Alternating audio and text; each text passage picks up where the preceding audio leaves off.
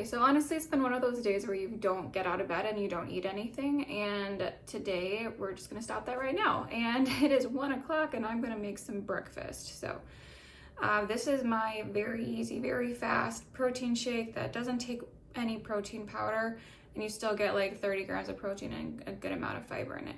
Now, if you do want to do protein powder, obviously follow your heart. I do that too. I personally use the Naked Whey. I like the Naked Whey ISO version, just feels best on my stomach. It's from Naked Nutrition. If you want to get some yourself, I do have an affiliate link below. I'll put that in the description. Helps me, helps you at the same time.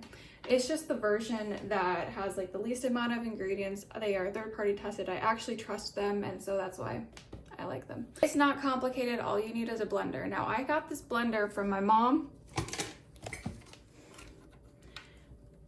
about 10 years ago, the Magic Bullet. It has kept me alive for these last 10 years.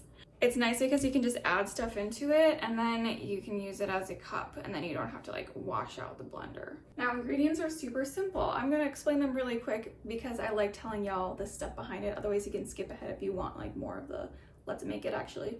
Anyway, maple syrup. I love using maple syrup as a sweetener because, especially for the real stuff, because it actually has things called flavonoids or polyphenols, and they are very good for oxidative stress and reducing our brain excess stuff. So helpful. I like soy milk as a milk, mostly because if you're a woman, soy is super good for your body. Unless you're allergic to it, then don't have soy, obviously. And then Greek yogurt, that's gonna be our other main protein. That's why I like soy milk, because it's one of the plant-based milks that actually has protein. But yes, whole Greek yogurt has more calories. That's really important for me, but it also has a lot of good probiotics and a lot of good fat, which is, again, another good thing if you're a woman. And baking cocoa, you can use any type of cocoa powder. This is cheap, does the same thing to your body. You follow your heart. This is what I do. And then finally, some peanut butter. I talked about it before. I usually get like the more fancier stuff where it's like just peanuts and just salt. This one has some palm oil in it. It was just cheaper for how much it was, and you know, sometimes you gotta do that, and that's okay. Also, gotta admit, I'm a little hangry right now because I haven't eaten anything and I have like no energy, so you get the more unfiltered version of me. I swear I'm usually like more fun, but it actually doesn't matter, right? Because whatever I do, it is the realest version of myself, hopefully, and we love that, right?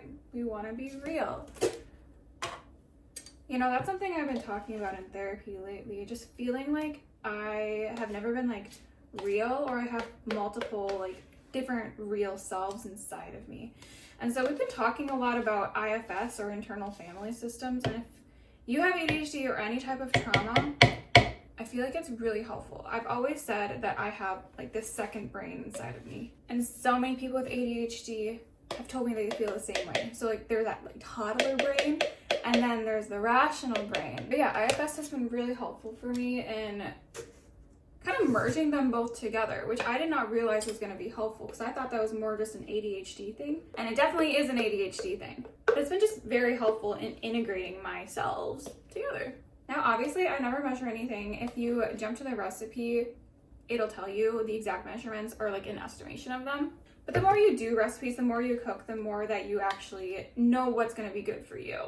I will say the one thing is that I do usually measure-ish my cocoa powder, because if you have too much cocoa powder too often, like every single day, then it might not be the best for you, simply because some of them have high levels of heavy metals. Now, you don't have to worry about it if you just have it like every other day, and if you have it just, oh my god, honey, if you have 2 tablespoons every single day, that's totally fine, and I would actually say like that's pretty good for you. I did a whole music video about cocoa powder and ADHD. It's so good for our brains. I love cocoa powder. All right, anyway, that's literally it. You just, oh, that's fine. I also don't have enough milk. Well, anyway, that is the gist of it. I hope you enjoy. I'm gonna try to enjoy this. It might turn out to be more of a smoothie bowl instead of a smoothie, but all is well.